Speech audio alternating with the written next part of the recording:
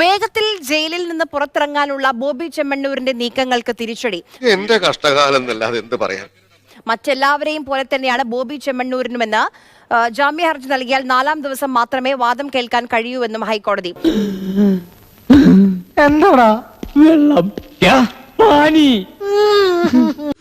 ഇനി നമ്മൾ എന്ത് ചെയ്യുമല്ലയ്യ?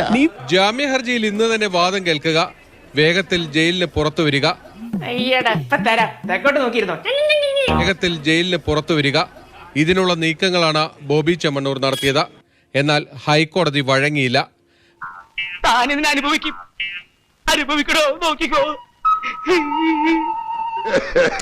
എനിക്കിഷ്ടപ്പെട്ടു, എനിക്കിത് വളരെ ഇഷ്ടപ്പെട്ടു. നിനക്ക് ഇങ്ങനെ തന്നെ വേണം. ബോബിക്ക് ഇവിടെ പ്രത്യേക പരിഗണനകളൊന്നുമില്ലെന്ന് കോടതി വ്യക്തമാക്കി.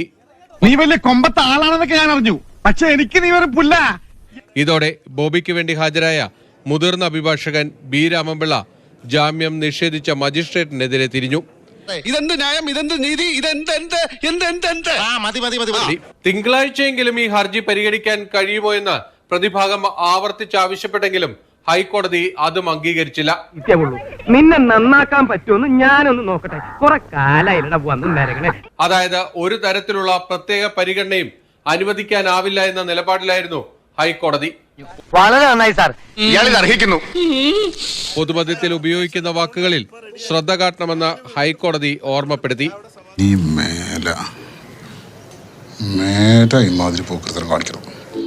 അഹങ്കാരം ഞങ്ങൾ സഹിക്കില്ല. ഇതെല്ലാവർക്കും ഒരു പാഠമായിരിക്കട്ടെ.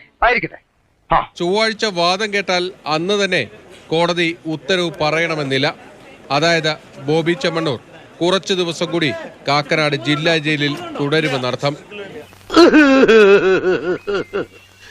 ഞാൻ അങ്ങനെയൊന്നും ചെയ്യാൻ പാടില്ലായിരുന്നു.